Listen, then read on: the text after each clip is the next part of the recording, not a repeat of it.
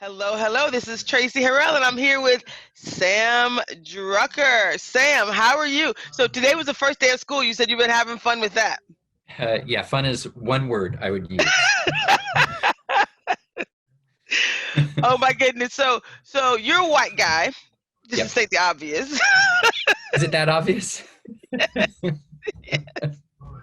And you may not be used to this, but that's why I wanted to talk to you partially, because you're a white guy, and we're leading this bigger than me success series, Yep. achieving racial equity and inclusion in business, education, wealth, and health.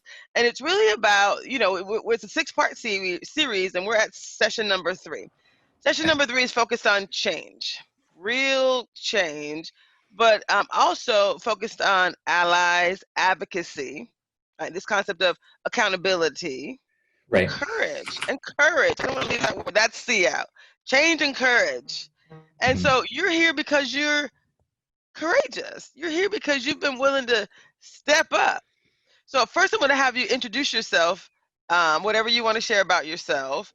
And I'm going to introduce you as a courageous ally, Sam Drucker, the courageous ally.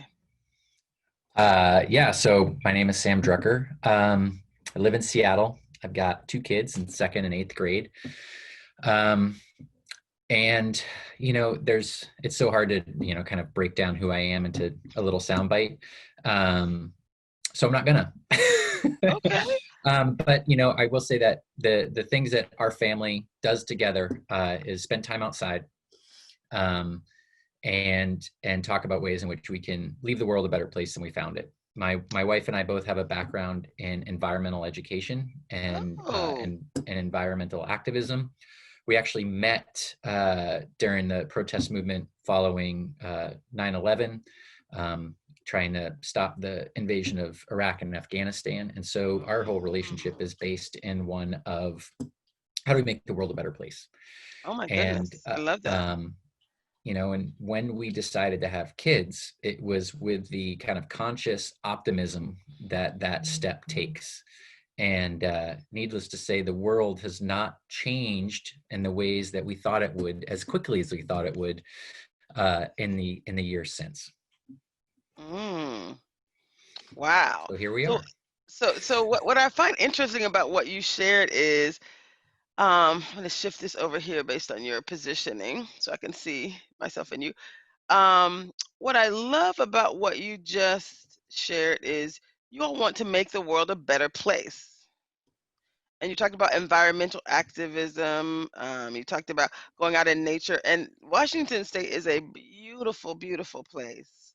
It is so beautiful. So it's hard not to be, want to be an activist in nature and keep things beautiful and save the planet. I love that. So what do you talk about when you talk to your kids about making the world a better place and you talk about environmental things? I'm going to link that to racism in a minute.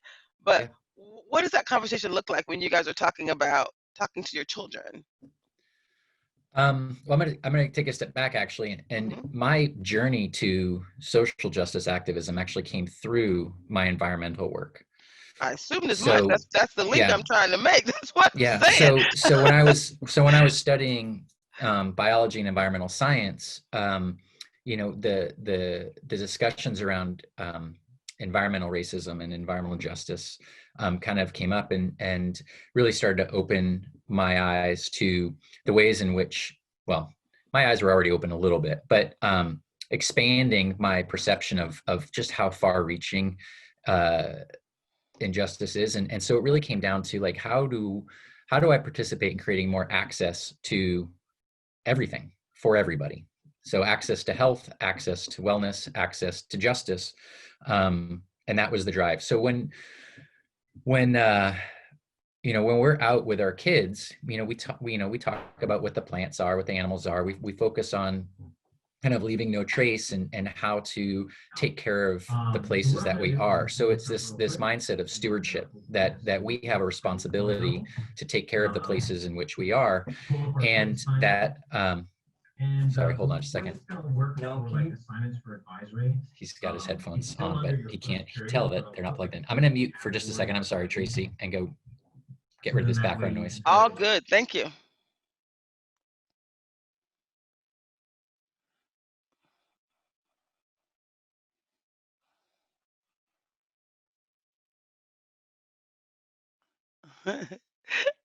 I love that.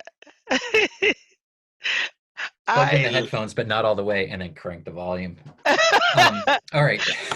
well, he So couldn't hear it in his ear. You can't blame him for cranking it up. exactly. So yeah, so it's this idea of stewardship and going, okay, we take care of these places in which we live. And so, how do we expand that idea of stewardship to not just, the parks that we go to, or our yard, but our community, our neighbors, and just humanity in general. And so that's kind of how we've couched things originally. And I think that as our kids have gotten older, as the world has gotten more tumultuous, as we've become more aware of our place in it as white folks, the conversation has shifted more specifically to just kind of what's the real history, and how is it different from the stories that we get told as Americans, and Wow. trying to kind of just understand, um, where our privilege comes from, as we also work to kind of bring other people um, bring other people up that don't have the same advantages that we have. A few years ago, so when my son finished fourth grade, we got the National Parks Pass. The Obama administration had given free national park passes to all fourth graders. And so he and I Wow. did a camping trip. We went to Glacier and Yellowstone, and one of the things that we talked a lot about was who are the people that we're seeing in the parks. And I mean, it's predominantly white folks, international tourists, and very, very, very few people of color from the US. And why is that? And so kind of just using any of those opportunities to kind of Mm, like just talk about what are we seeing? Because I know when I was growing up, I grew up in Maine, in a very, very white community. And so there weren't really conversations about race, at all. There were not very many people of color in the school. The few that were, I can look back on now and kind of see how they were tokenized, which is not a word I like using, and I try not to use it lightly, but just in the ways in which my friends and peer groups just kind of gave those kids a certain, um, projected onto them who they were rather than receiving who they were. mm, Even just this was, in the 80s and 90s as MTV was getting going, and hip hop culture was really coming to the fore. And, you got mocked if you listened to rap music. I mean, mm, it was basically, you could listen to country music and classic rock, and anything else was, mm. you know, frowned upon. Um, so I'm rambling a little bit, but No, it's, you're not. you I'm know, taking it in and I'm loving you. This is what I love about you. And again, I like to say that this show that I do, Bigger Than Me, I do it every week. And this series that my life is, um, life's purpose is to help achieve racial equity and inclusion. It's Bigger Than Me Success Series. I like to say that it's very intentional but organic. Intentional, great. and I sent you a list of questions. We may not cover any of them, and I'm 100% okay with that because Okay, good. I yeah, reviewed don't. them, but I was not prepared. This is no preparation necessary. What I wanted to do is represent and talk about these ideals of you know change, champions, courage, allyship, and advocacy. You've done that already, just talking about how you talk to your children and what you bring because it's bigger than me success series requires that it's bigger than me. It requires that we each bring as many people that we can to this community, to this conversation as possible because it's basically we're lighting suns. If each of us can light 1,000 suns, and then those 1,000 suns, I'm responsible for 100 suns is my top priority. 100 change champions that are going to go out and light 100 more change champions, and they're going to like, and they're on, and thereby we change the system. Yeah. If you change the That's people, you change the system, and that's you. So you just being you, you being authentic, it's so beautiful. So thank you. Thank you. Well, it's interesting because that's one of one of the things we talked about when I was still actively engaged in environmental education was how all these touch points of experience through someone's life are what create opportunities and you know, kind of that future experience. So if you don't have little bits of outdoor time or positive interactions with nature as a kid, you're not going to be more daring to go on that longer hiking trip or that backpacking trip or, you know, climb that mountain, you know. And so it's all these little steps that kind of build that next experience and that next openness to experience. And without kind of, you know, I mean, we could spend hours talking about kind of the history of, you know, outdoors and people of color, but I'm, you know, that's been done and not necessarily what this is about. But when I look back at my life and the touch points I had that brought me to the place where I am, it's interesting because even though I was in this very white community, my mom was running a daycare out of our home, and one of the families that she took care of was one of the few Black families in the community. And so from a time that I was young, even in this very white community, I had exposure to, you know, people of color in a personal way, not just kind Mm-hmm. of, you know, on TV or whatever. Mm-hmm. And, you know, and that kind of created that openness to the next experience and the next experience and the next experience, because I kind of was already rooted in that. You know, for me, really the first eye-opening, like just this, something is wrong with this system in this world, was seeing the footage of Rodney King.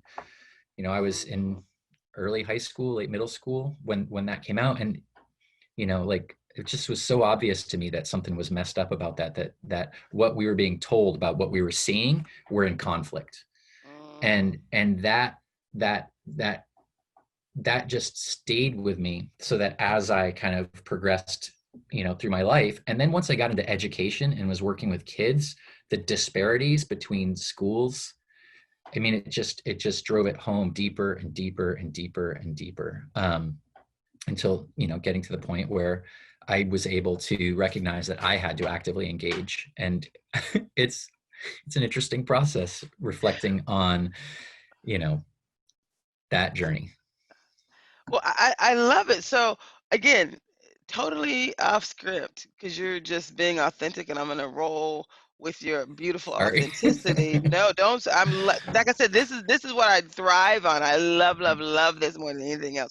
I only send questions because people like to see something in front of them to think that I have a plan. I always have a plan, but I'm quickly easy to abandon the plan and keep it moving. So All right. intentional but organic. And so you just said something else that I really love. You mentioned touch points, Mhm. and then which is what we're creating in this space. The reason the flyer that you see now that you're a part of, have you seen the flyer? Let me just share that real quick. I saw an older version of the flyer. Okay, so yeah, that's right. I didn't send you the final.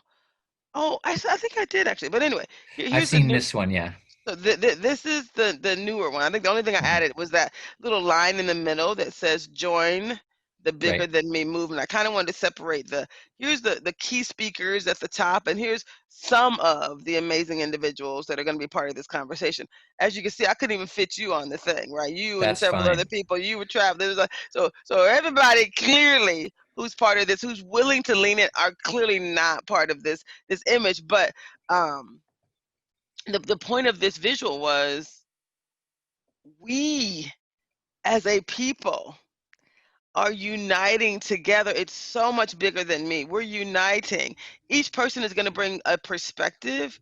You're going to be able to resonate with people that I could never resonate with for several reasons. You have a different lived experience. You look like them. You're going to be able to say words and use context that are foreign to me, right? You have two children. You are environmentalist. You are white and male. Did I mention that part? Cisgendered straight white male. That's We need you. We need I'm you, also Sam college Drucker. educated, middle Uh, class. Look at My there. On one side of my family, my great grandmother went to college. On the other side of my family, I'm the first person to go to college. So it's an Oh, interesting, yeah, it's an interesting. It's a My and very my interesting dad dynamic. did the 23andMe and found that that side of the family is literally from the Caucasus Mountains. So I am the definition of Caucasian.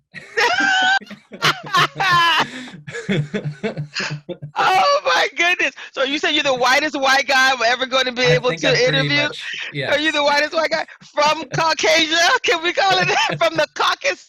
What are the mountains called? the Caucasus Mountains in Central Europe.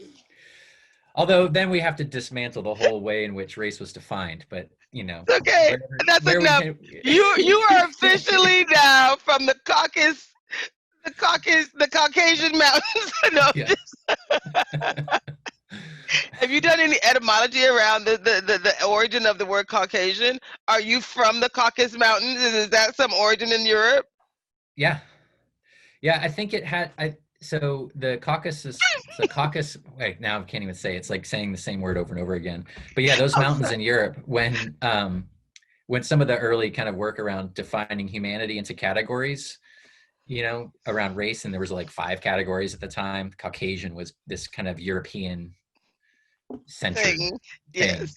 So however those early scientists defined white people using the Caucasus Mountains, that's where my dad's side of the family is from.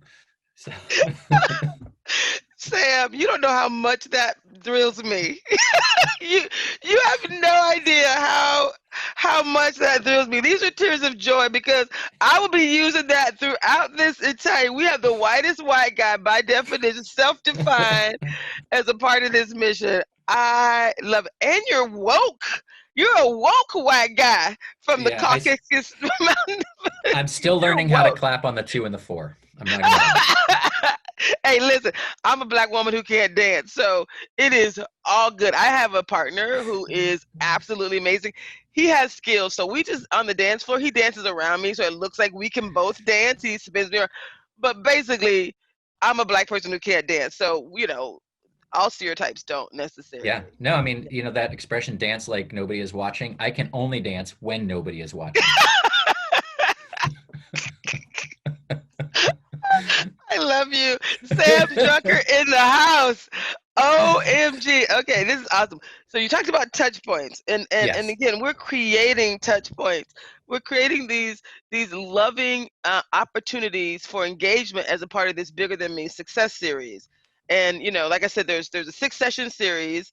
And at the end of this process, at the end of these touch points, we're asking people to write. So you're definitely the whitest white guy has definitely got to have his own aspect of this book, right? Because you've already impressed me with your journey, and I think people are going to really, really be impressed by your story. But creating this video series as well, this video documentary. So this video will be online as well. So I'll be able to bring clips of it into various sessions. But I think for people to get to know you as a guy who is amazing, and then for us to continue to build on this video diary, I just wanted you to know that's kind of like my intent. So today's the getting to know you. We can get, some of the other things we can get into is fine another time in another session. Mhm. But I want to kind of use this as kind of the getting to know you. And then, so you talked about touch points. And I love that you have experience with change because to your point, an environmentalist, just like someone who's focused on social justice has to think about, well, how do I know what to do. I know there's a problem. I know that if we don't do something, lives are at stake and I got to get people engaged. I got to get people excited about it. So you and I are basically on the same journey: environmentalists and social justice Yeah. reform. Yeah. Talk about what we can bring into this lessons learned that you can pour into this racial equity and inclusion initiative. It's funny because as I was looking at some of those questions last night, one of the, and I shared this in another recent conversation, but I think one of the things that's challenging, and speaking from my experience, is I feel like I've been programmed my entire life to solve problems that I see. Like that's part of the agency and the privilege that I think comes with being, this kind of college educated white male. You go out in the world, you see a problem, you identify it, you fix it. That works great in the narrow confines of kind of like the status quo capitalistic kind of, extractive mentality. But the problems that I want to solve now don't get solved just because I'm now in the room. And that realization is shocking to my understanding of who I am. It's like, hey, white guy in the room, like we can solve racism now, right? and I love that. and that's just not the way it is. It's hundreds and hundreds of years of stories being told and systems being constructed.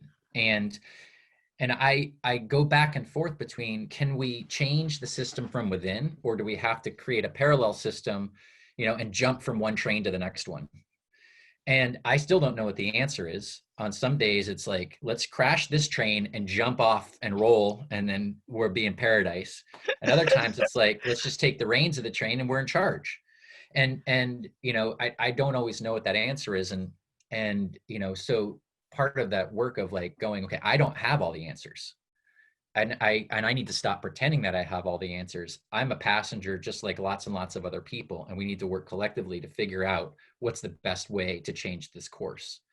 And some of this is relatively recent learnings, and learnings that I would not have been able to receive without changes in technology. The podcasts that are out there, the books that are being written, the movies and the videos, and all this access to information. I remember I read, I hated history when I was in school. I thought it was kind of pointless. It was just memorizing dates and names, and just it never seemed relevant to me. But when I read A People's History of the United States when I was in my early 20s, and this was after the invasion of Iraq and Afghanistan, and the federal government was giving out these no bid contracts to these companies to do all kinds of stuff. And I'm reading about how Andrew Jackson gave no bid contracts to ferry companies during the Trail of Tears to get Native people across the Mississippi River. I'm like, oh my God, this has been going on for the entire history of the country. And that was kind of one of those first, like, what the hell? Like, this is none of this is new. And we have to know where we came from in order to dismantle those systems. And I think that's part of the struggle with some of the white people I've engaged with. We're like, can we just not see race? Can we just love each other? Can we just, kind of all get along? And well, yes, we can do that, but we can't do that unless we recognize the collective trauma that we've all kind of gone through. We're all colonized in different ways, but we've been given different access. My card gets me to the top of the hotel, and that's not true for everybody. So how do we kind of, create that open space? We have to understand where we came from in order to understand how to take it apart. And so my key doesn't even work to let me get into the parking lot of the hotel. Just yeah, they it's told me, I see the sign that says parking lot full. I know. So It's this I'm simultaneous joking. learning. That was meant to I be know. funny. That's not a victim mentality. I was just trying to. I didn't think it's something I know. fast, as you're making me laugh. So I don't have a victim mentality. They don't let me into the parking lot. No, that's not. That's not You know, what I meant. and I'm not even gonna say like that's a victim mentality, because it's not. That's the other piece, is like I've gotten to a point where I stopped telling people what they need to learn or what they need to do. Like I was thinking about this too. There has to be an opposite word for for intersectionality. Like, I'm the opposite of intersectionality. So Well, what is that word, right? And why do you say you're the opposite of intersectionality? Because I see you from the outside in.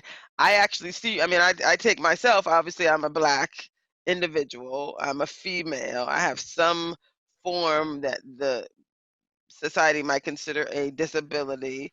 Um, so there's some intersectionality there. yeah, But I would say, why do you say you have no intersectionality? well, because I have the privilege of being male, I have the privilege of being white, Isn't right? that, isn't And I that have, intersectionality on its own? I don't know if intersectionality does it only have to do with privilege, or is it really about the identity of who you are? Because I think, um, because by definition you're a white male married with children. There's a whole kind of parent, yeah, your spouse. You kind of have, to me in my brain, you're in the mix. Like you said, you may have been. You may surface differently. It may have different implications for you, but I see intersectionality in you as well. It's just my thought. It's interesting. I think those are good questions, and I wonder if that kind of pokes back at some of my early, kind of self-identity, which was that I was kind of cultureless, right? Like, so, and that I can look at now and go, okay, the reason I thought I was cultureless is because I was so embedded in what is considered the kind of the default state of America, that when I looked at people I knew who were recent immigrants or people of color, I was like, oh, they have culture and history. I don't. Interesting. Right. And so there's still that aspect of my identity, which is kind of formless because I didn't have, I do have anchor points in my family. I can point to like family traditions and those kinds of things that give me and my family culture. But in the sense of the way in which I kind of originally thought of it, I didn't have form around those ideas. Mhm. So Interesting. it's interesting to kind of be pushed back a little bit on that and go, okay, well, yeah, maybe that is a reflection of, like you said, identity, as opposed to, you know, kind of other states of being. Now, I know I interrupted your thought by challenging you. So what were you going to That's say okay. before I said that? Oh, I don't know. Sorry. I don't remember. But so I'll share another story, kind of another touch point. So my college roommate for a few years, and I went to school in Boston, which, as you may or may not know, is a fairly kind of Right. segregated white, city with a history of some interesting aspects of racism. When I went to school there, I was like, oh my God, I'm in a city. It's diverse. So Right. I was, friends with, multiple people of color for the first time, or like friends. And we talked about race and those things. So one of my best friends was a Peruvian immigrant, big guy, like 6'2", kind of robust, physical guy. And there was a night where we had gone out and had an older friend of ours procure some alcohol that we could bring back into the dorm, Some libation. some libation, so that we could hang out on a Saturday night, drink beer in the dorm. We were both underage.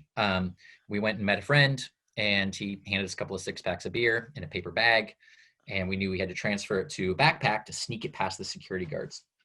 So we're using a park bench, and we're literally taking a 6-pack of beer out of a paper bag to put into a backpack as an unmarked police car drives by, stops, and backs up and stops. 2 white cops get out, and they're like, what are you guys doing? And me, being me, just start talking to the police, because why would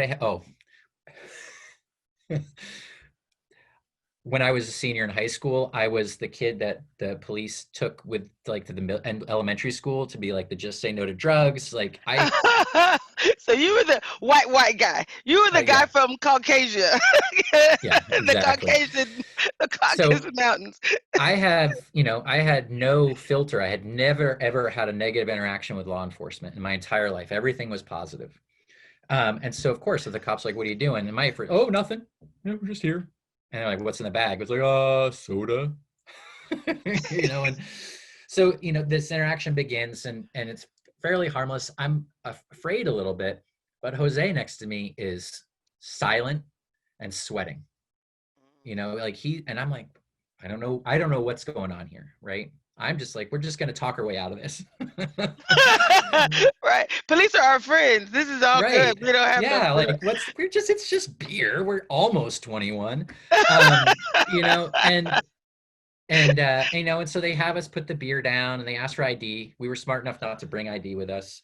Um, and then they started asking us where we got it, and we told them that we had a homeless person buy it, and we gave them money for it. And then they wanted to know who that homeless person was, and, well, I don't know, somebody over there, because we weren't gonna, say it was a friend of ours.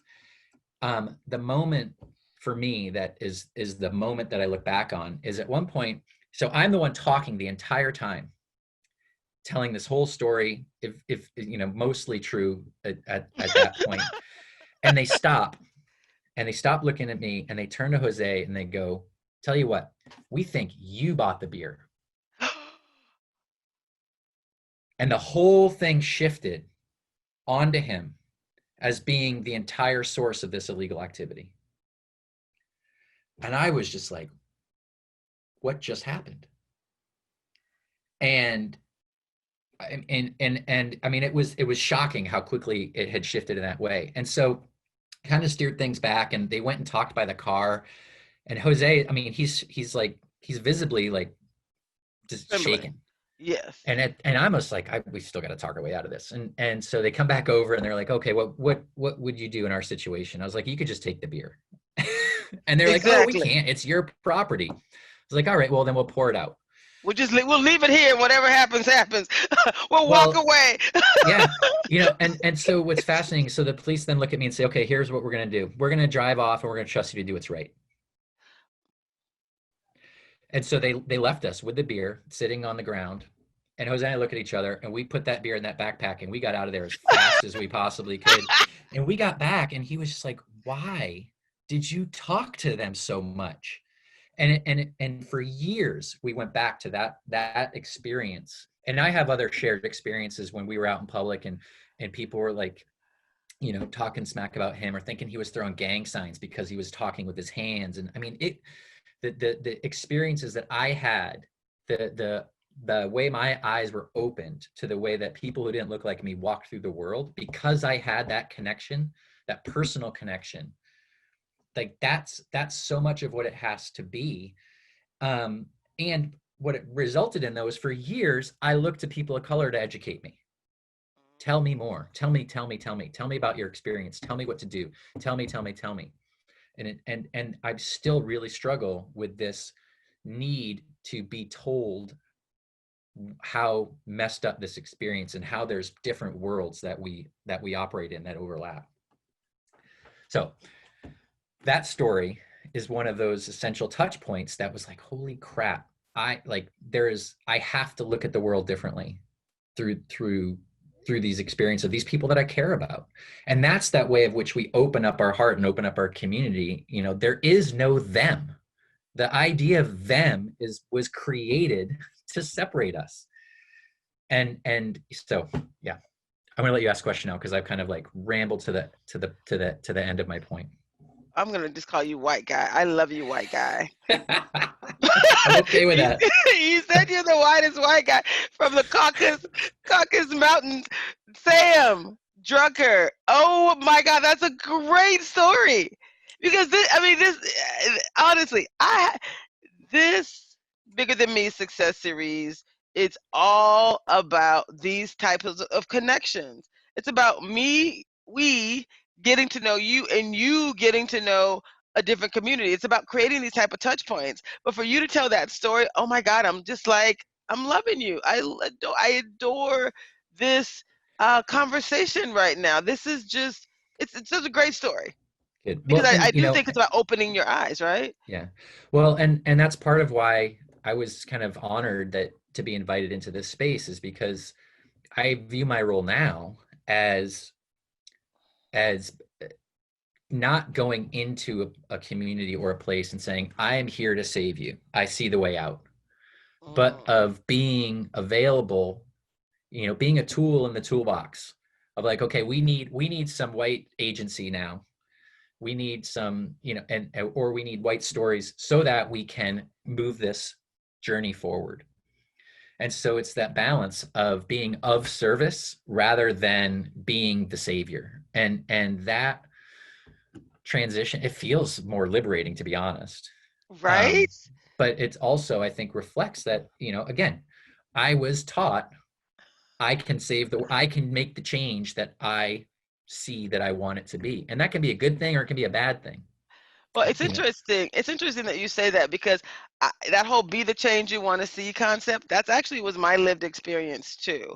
Like, I was raised by a growth mindset mom. I didn't know that term until I started mhm, working at Microsoft, but Satya Nadella, and brought that as a part of his corporate culture. This concept of growth mindset: you can learn anything, do anything, fix anything, be anything. It's all good. But my mom taught me that as a child, right? I grew up relatively poor. I say that, my sister's like, we weren't poor. I'm like, I remember having to eat food I didn't like. That is the definition of poor to me. oh So yeah, my I have, definition of success, right? Right?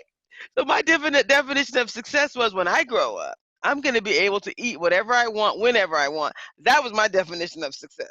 I'm going to be able to eat what. So the only reason I say that is because, but I also grew up knowing that my pathway out of relative poverty was through education, and was getting into corporate America. It was like that was the destination. And then when I got there, and as I worked through the process all along the way, I realized I also had a responsibility. I also had an accountability, and I knew I could make things better. There was no problem I thought I couldn't solve. I wanted the dirtiest, raggediest, hardest problem to solve because I'm pretty smart and I'm ingenious and creative, and I partner with people and all those things. So I actually have no fear saying that we're going to achieve racial equity and inclusion in business, education, wealth, and health, because by definition, we are the solution. Like, Right. we are the people. Like, we are the system that we're trying to change. And so if there's just a modicum of interest from individuals of diversity that want to come together to change things, the changes, that is the being in is the win, Right. right? Just Yeah. you Yep. showing up. Right. I was talking to Andy Wappler yesterday, and you know Andy Wappler. I don't know how long you've I been in this don't. area. The newsman. He used to be a chief meteorologist on Cairo for years, Okay. and so he retired now, of course, and he's doing a number of other things in the environmental space, which is kind of exciting. Um, but as we were talking, we what I love about this, we're very different, but we focus on how we're very much alike as well. It's like those common stories. Well, you just said, as the everyman, as the whitest of the white men that I may ever have on this, what you just shared was such a compelling story. It was just so relatable. It's just so authentic. You can't make this stuff up.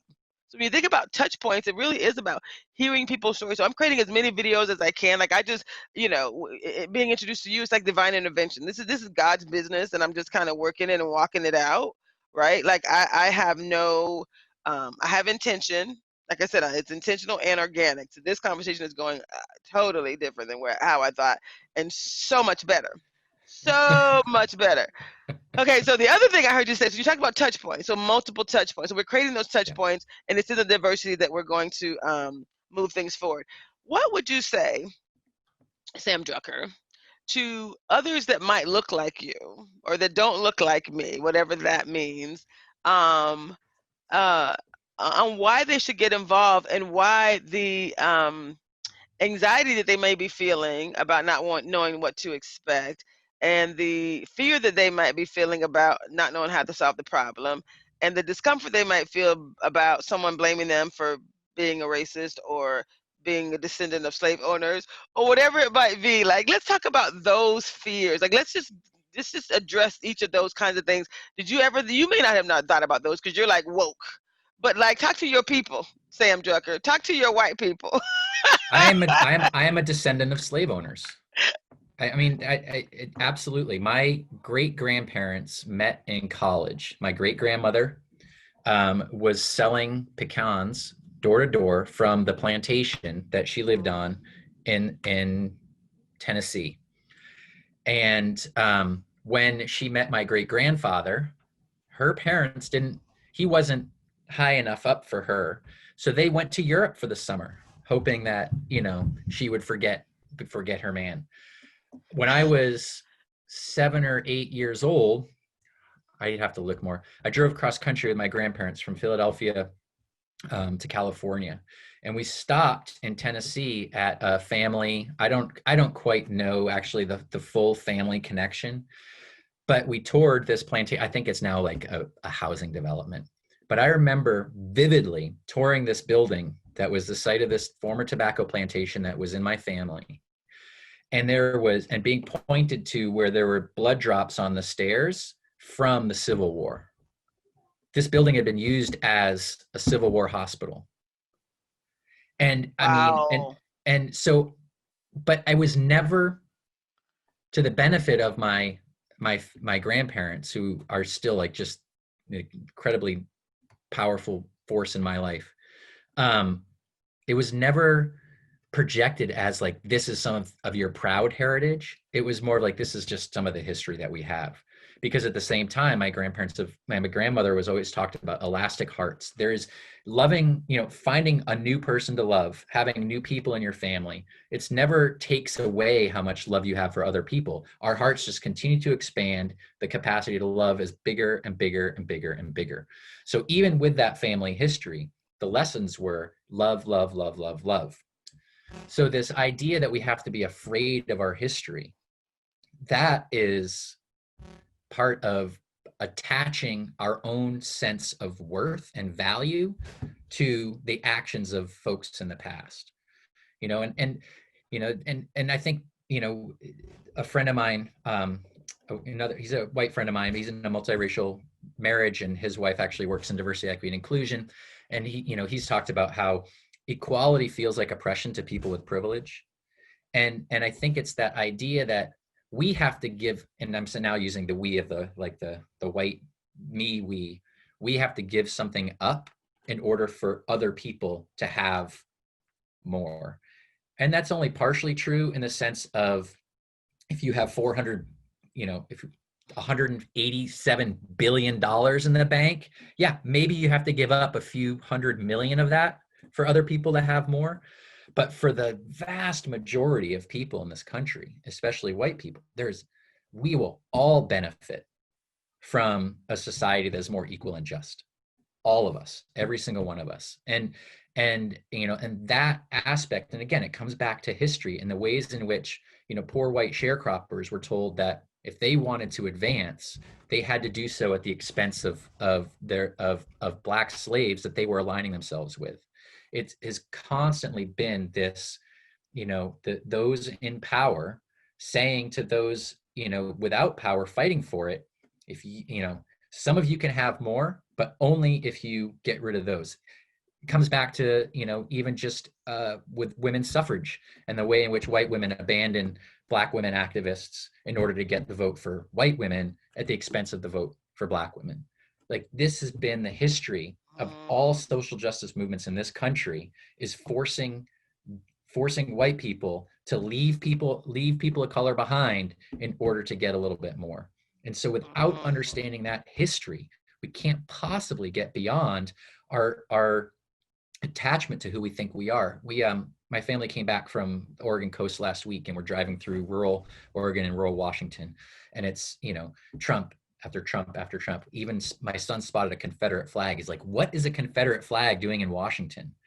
And so we talked about this sense of identity, especially in rural America. And I grew up in a fairly rural place, of, that we were pioneers, that we conquered this wilderness. It's this mindset of uplifting our struggle, right? Like, we are victors of this struggle to conquer the world. The reckoning of the reality that struggle, that victory, came at the expense of Native American genocide and forced relocation and free labor. That is such an opposition to this sense of identity that people have, that we have to address the root causes of who we think we are before we can talk about how we can all move forward together. Because when we talk about the things that we value, family, community, these things are universal, whether you're on the left of the spectrum or the right side of the spectrum. But the ways in which those have been weaponized by politics and power to keep us separated, that's the root of the challenge in the conversation. And I'm not going to lie, I have a hard time being this eloquent when I'm faced with, family shouting Blue Lives Matter and, and that kind of stuff. And so it's a challenge. And I think that, for white folks who are coming to your series, they've already moved a certain distance, right? It's just showing up. We're trying to get them to just show up, right? right. Just show up. But again, unless they can hear voices like yours, I love that you said you're not as eloquent maybe when someone's shouting in your face, which is why we're saying we're creating a safe space. Nobody's shouting in Yeah. anybody's face, right? And one of the things you said so much that was so powerful. You're amazing, by the way. But one of the things I heard Thank you you. say was white people feel that oppression, that equality is oppression for people with privilege. Is that what you said? Yeah, I think, yeah. Equality feels like oppression if you have privilege, because you feel like you're being forced to give up something. And especially, if you're middle class, lower middle class, or poor, and I I'm right there with you. Like, I ate food that I did not like. There were 5 kids in our household. My parents worked their tails off. But I remember eating potatoes and rice and sour cream for day after day after day, because Well, That's my, remember. I think I had the better end. I had these frozen chicken pot pies with I remember celery in those. them, and yeah, right. There were maybe five for $1, and there I don't know Yep. whatever it was, and there were five of us. I won't eat celery to this day because of the fact that. But that sounds better than your potatoes and rice. So you see how the Be- Lord works it out. There's at least it's all that, yeah. But I think some peas. yeah, but if you're a white person who feels like you haven't had privilege because you're not rich, the idea that helping uplift other people might take away from the little bit that you've scrapped and scrabbled for, especially if you think that you're going to be rich someday, which is part of this whole mythology as well. It's very, very hard to expand this idea of us to include a much broader coalition of people, especially when we've been so trained to kind of stick to our little tribes, however they've been defined. Mm, that is honestly. I think you. I feel like you. I mean, when I put some questions out there, and you just nailing them. I like that you're not backing away from any of these. So thank you for that. I'm gonna get even deeper. How about that? Right? Go You for it. ready? Okay. Maybe. The beauty of it is you don't have to be ready. We're family now. It's Yeah. official. Somewhere back, we are sisters and brothers of Mother Earth, right? We can agree to Love that. it. Yeah. There you go. Right. So And we're officially my family. least favorite, well, there's many things I don't like about the coronavirus world, but one that I am particularly challenged by is this lack of ability to hug people. So Right. So virtual hug. mm, There you go. someday. Exactly. I agree with you on that one. I'm a Southern girl, so we're all about hugs and touching and all of that good stuff. Um, so actually, I think I'm gonna stay focused on this topic around um you're talking to white people. So first you're talking to the one that's like I love what you said. You talked about your grandmother's elastic heart. Oh my God, that's so in the book. That is so being included in the book. We did a lot of videos in the earlier sessions with Brene Brown, and I love her. Right, stories that we own, we get to write the ending, and stories we don't own us. And that's basically what you're talking about. Is we got to own some of our past, not bring any guilt from it, but just own it, understand it, identify it, so that we can write a different future. Yeah. She also talks about privilege, perspective, and power, and kind of that whole dynamic. Were you going to say something about this idea of stories that we don't own? Own No, us? no, I was just going to celebrate my grandmother a little bit more because she's the one who Yes. sent a copy of How to Be an Anti-Racist to me. She met Ibram Kendi at a book signing and went up to him and said, I always thought I wasn't racist, but I've been an assimilationist this whole time. She's 88 years old. Can we have your grandmother on it? Is she still alive? She is. I would love, maybe. She's in Pennsylvania. My grandfather's in the hospital right now, so Okay. we'll have to see how A that goes. Zoom. But Right. So I'm just saying yeah. we can plan a Zoom call with Granny, the three of us. Oh my God, that would be Oh my gosh. so awesome. Did I say Granny or did you? Because that's what I call her. That's what I call my granny. You see, so much alike. My brother from another mother. Bro, I love it. There you go. What's our granny's name? Anne. Oh wow, that's Yeah, my so mother's middle name. Is Daisy Ann. see, here we Yes. go. Look at us. God, We're just. it, you, where in the South are you from? Now I'm just I'm starting to from. get a little worried. Our connection may be a little more direct than I feel comfortable with. Exactly. I said you're my brother from another mother. It's okay. Yeah. I'm actually from Florida, so that's as southern as you can go. So Florida's a very unique beast, right? I was born in Florida and I lived in the Keys for I a was little bit. born Yeah. in Florida too. Where were you born at? Are you ready for this? I am. Plantation. I know plantation. You were born so a white man from Caucasia. I know that's not the name of the mountains, but I'm just gonna Right. call it that. From the Born on the Caucasus, plantation. born on the plantation. I love it. This just gets better and better. Thank you, Jesus. Sam, you're the gift. You're the gift. A white man from the Caucasus. Is it called? What is it called? The Caucasus Caucasus. Mountains. I'll have to find and send Caucasus. you some links or something. But Please, the Caucasus Mountains. Who was born on the plantation. Who do I love you? So I was born in Orlando, yeah. right? But I know plantation. I also lived in Fort Lauderdale, Lauderhill, Boca Raton, etc. So I know plantation very well. Um, uh, I'm the only person in my family who was born in Florida, though. So the likelihood that we were, you know, I don't know. Who knows?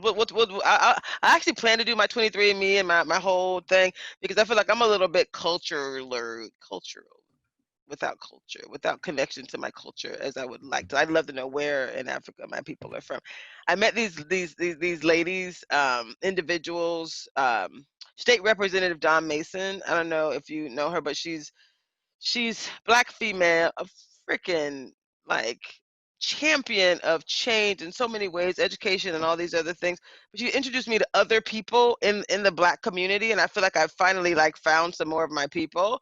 Um, and I've learned like so much, and I'm grateful. That's all I can say. So your extended family is broad, and you're gonna love some of these people that I introduced you to. I can tell you that right now. So go ahead and Yeah, set up a call with Granny. Tell Granny we need her to talk. We're gonna tell her I am Reverend Traci Harrell. So I started a ministry a couple years ago when I left Microsoft, and I love to pray. So tell Granny she won't be distracted from her husband. We're gonna pray him into wellness.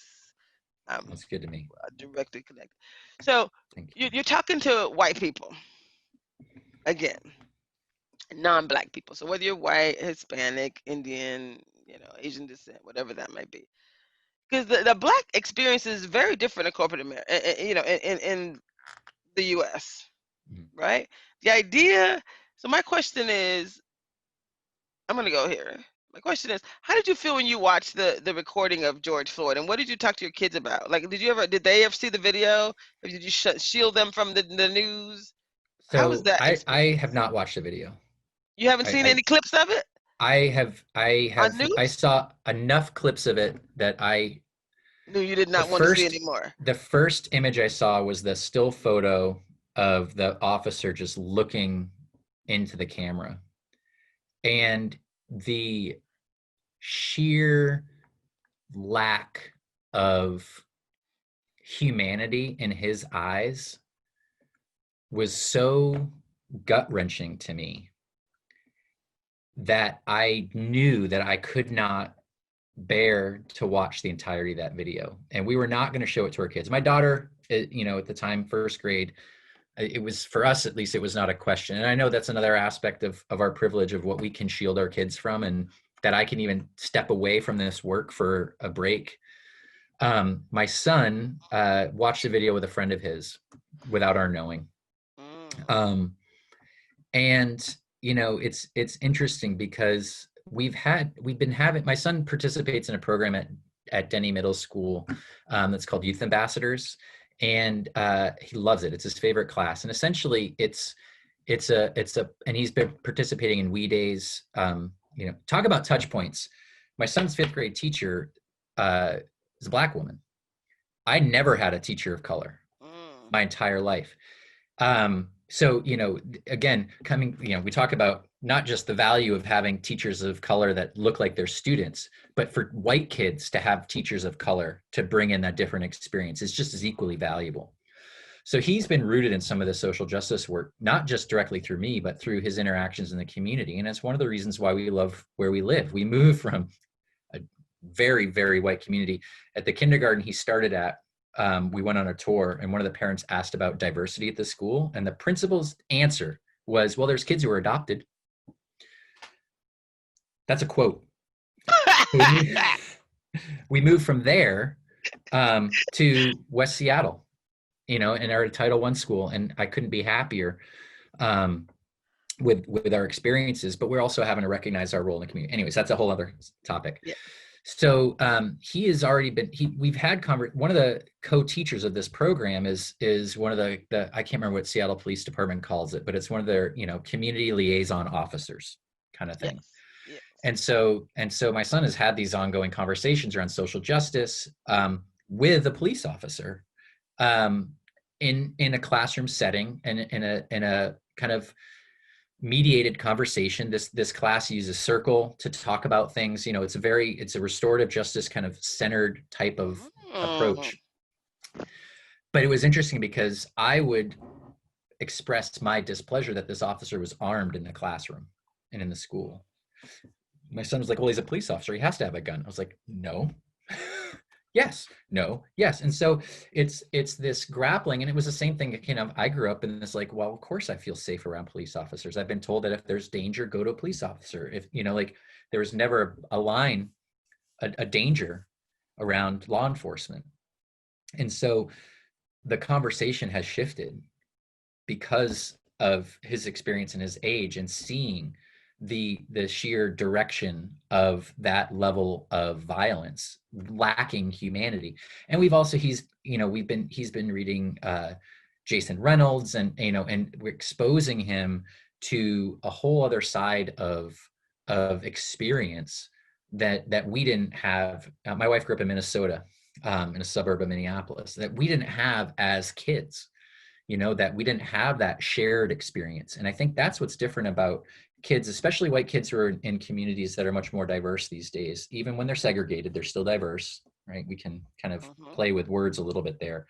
Yep. But he's having much more of a shared experience, um, than I had.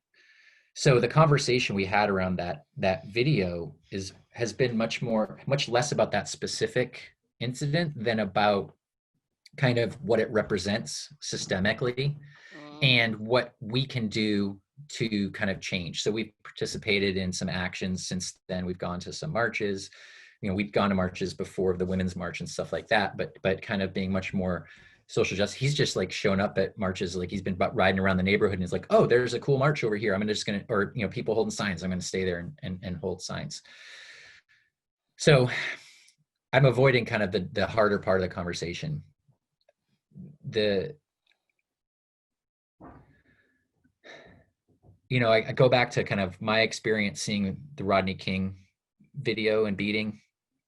And for me, seeing like, wait a minute, like it is clearly, like that is clearly over the line. Like, you don't have to think, like, even if he did something wrong, that's not cool. That's not okay. And I think that the George Floyd video is still a representation of that, because in some of the other, kind of shootings or killings by police of unarmed, Black people, there's always been enough of a question around what happened that it allows a certain degree of uncertainty to creep into the white mind of, well, maybe, it was an accident. Maybe there was some space for, poor judgment. But this video is so unequivocally, um, it's just so directly violent in a way that you cannot make a counter argument that there's any justification for that. I think that's part of why it was such a game changer. And one of your questions is like, why is this awakening now? And I think it's that confluence of a complete lack of real stable leadership. My mom was saying this yesterday, like, even if you disagree politically with a president or a leader, to understand kind of the confines of that leadership gives us all a sense of stability. And so when you have a leader that just makes everything unstable, it creates this whole other level of reflection around where instability lies. Mm. Layer, no sports to distract people from the realities of the world, being stuck at home, watching screens. Like, Mm. nobody can escape that video and that murder. And if you see it, you cannot justify Unsee it. it. You can You cannot unsee it. you can't unsee it, and it's interesting. I'm kind of debating whether I want to put a challenge to you or not, and I think Feel free to. I will. I, I yeah. challenge you to watch the last 3 minutes of that video. Well, that's the challenge. Yeah, I do. A still video, a still shot, and not that you need to, because I can see the sympathy in your, I can feel it, but there's just something about I don't know, like, and then you when you watch it with your son, what I would love to do is don't watch it. Let's watch it, and then with because your son's already seen it. Mhm. He's like a video, I mean, you guys have videos in their pockets. I'd love for us to watch the last 2 minutes together, and then have a conversation with your son about that, and about life, and about what he's learned, and about his social justice school, and just kind of start from a dark place, right? And then we just move on. Like, what do you think? Are you down?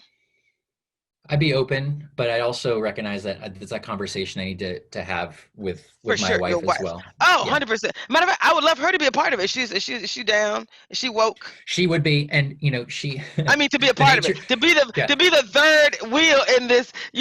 Zoom loves the four nature, people, yeah, right? Zoom loves, and she, right? It would be very, very, very cool to talk about you two, how you met, a little bit of the relationship, a little bit of the kids, because I think part of it is, um, I mean, I'm just challenging you. The video part doesn't have to be. We don't have to actually watch the video. Let's just plan to bring the three of us, the four of us together on a call where we don't watch the video. We talk about why you didn't, because I don't want to. It's freaking traumatic. Honestly, I'm still barely getting over. So don't watch it. I challenge you to bring me together with your three, with the rest of your family to have a loving conversation. I will ask your son about it. I will yeah, ask him what he thought about it. I would ask him about his class. I'd love to, have him talk about the class and what is he learning. To hear from the voice of babes. Oh my God, I think it would be the most insightful, whatever he, about his experience. Like, why is he doing this thing? Whatever, and then you and your wife talking about, various things. I think that would be very, so that's your challenge. So let's plan to right. have a family gathering. We're 4 minutes over. So let me stop. We were going from 10 to 11. You have a stop, correct? Okay, I can probably give you, I can Let probably give you let's about let 10 or 15 more minutes let's stop. because Because the one thing I want to do is want to and be I know you, because your 100% last cognizant question of is, what call to action. You want to just tell me what's your well, what's your call to you action? want to talk about kind of Don't worry about our list unless you my just call want to to talk action for about it. myself. Okay. Nope, for others. For I others. could talk for days. Yeah. So My call you're to talking action to a for white person. others. You're talking to a white person right now. Sorry, you are going to stare into this camera. You're going to be talking to the target audience for me right now is those influencers. Satya Nadella, CEO of Microsoft. You're talking to a business owner of a small corner store. You're talking to a parent who sees these things, basically shuts them off because it's really too stressful. And I really don't know what to do or why to do anything. Why should they join this particular movement? Why should they join this initiative? Why should they be a part of this particular change?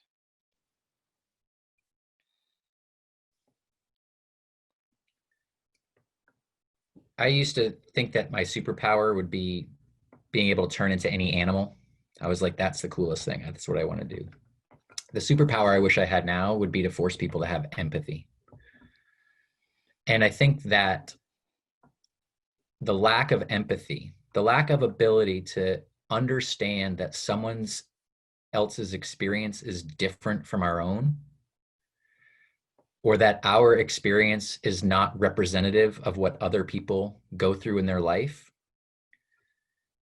is what creates the barriers between us that doesn't allow us to help lift people out of oppression. Because I think that everybody understands that oppression is bad. Everybody understands that lack of freedom and choice is bad. But we create these mental blocks that stop us from understanding or listening to those experiences because we don't think it applies to us, or we think that our experience demonstrates that other people are holding themselves back. And that is such a false premise. We have to listen and feel what people are telling us is their experience so that we can ask the question of, what can I do to help you?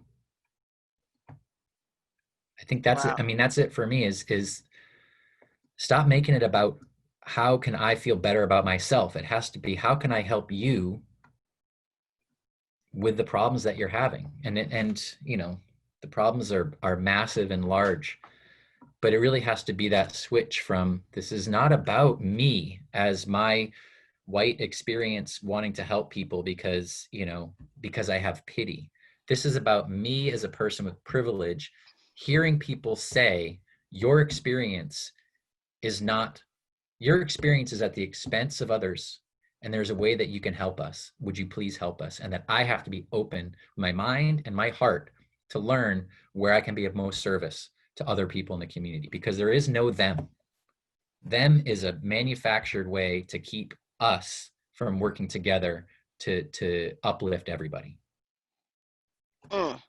Drop the mic, Sam Drucker. That's a drop the mic. That's a drop the mic moment right there. We will have other conversations with you. Your homework assignment is to figure out how to get you, your wife, and your 8-year-old son together. Don't watch the video. Trust me, don't watch the video. I apologize for even saying that. 13. He's in 8th grade, 13-year-old. Oh, oh, even better. I don't know. I don't have children, so the age of the numbers. 8th grade, 13-year-old son. That's perfection. Y'all have a family conversation. Text me, email me, and let me know when we can do this sooner than later, hopefully before the 9th. 5 days. All right, we got it. Sorry. Why are you asking me to do so much? I know. Haven't I done enough already? Yes, you've done plenty. And no, you do not have to take on this challenge. I am trying to change lives. I am literally trying to, touch hearts and minds. Nothing is going to be more touching than listening to a woke family who's on the journey. Like I said, the win is just being in. You didn't say I'm bringing my people to save you, Traci, to pull you out of despair. You're saying I'm in. I just want to be part of the solution. There's really two places that that we can. There are places that we can land. You're either part of the solution or you're part of the problem, because systems are designed to maintain the status quo. That means we're all part of the system. We're all complicit. I'm complicit. If I We're either wasn't doing playing the game or watching from the sidelines. Even worse. Even worse. You're either, yes, I'm gonna give you that one because I know we're already over time. Because watching from the sidelines implies that this thing is gonna happen, that I have nothing to do with it. I can just leave, and you're either part of the solution or you're part of the problem. I'll think of some other analogies, right? But being on the sidelines doesn't even begin to me to reflect those who aren't willing to take some action. The sidelines almost implies that there's no implication. Like the game, whether the Seahawks win or Miami Dolphins, who cares? Like at the end of the day, whether I'm sitting in that seats are full of, it doesn't matter. But this game is the game of life. It's the game of community. And at the end of the day, to your point, we all matter, right? I see your conspirators in the back going down the So what's your wife's name? Exactly. What's your wife's name? Laura. So I think both of them I think she's getting him on a project right now. So your wife is Laura, and your son, what is his name? Noam. Noam. Noam. Noam. Where did that name come from? What does that mean? So my dad's side of the family is Jewish, but I'm not. I was raised Catholic, but I am. Religion is an interesting topic of conversation for me. Separate conversation. I'll bring you into that. Leave that out for now. Separate dialogue. But when we were looking for names, we kind of cast a wide net and found a friend of ours from when our early activism days. His name is Noam. He's a school teacher, and we just thought the name was cool. It sounds nice. It's like Noah, so it's familiar, but it's different. And then we looked it up, and it in Hebrew it means sweet friend. Oh, so we just thought it was. Oh, that is so cute. And my daughter's name is Raya, Raya. And it turns out that in Hebrew, that name also means friend. So we were able to kind of create a little connection there. Oh, you guys you're so sweet. Laura, Sam, and Noam, and Raya. A little Raya Sunshine, I bet she is. Yes, most of the time. As you know, none of us are perfect. God knows that's the truth. Sam Drucker, it has been an absolute pleasure. I really enjoyed this as well. Thank you, Traci. To connect with you. So let me know Friday, Saturday, Sunday, Monday, Tuesday. I'm available. We got some time. We got time. We'll make it quick and we'll stay on time. Goodbye. Mwah. Thank you so much. Have a wonderful day. Thank you so much as well. You too. This has been amazing. Bye. All right. Bye.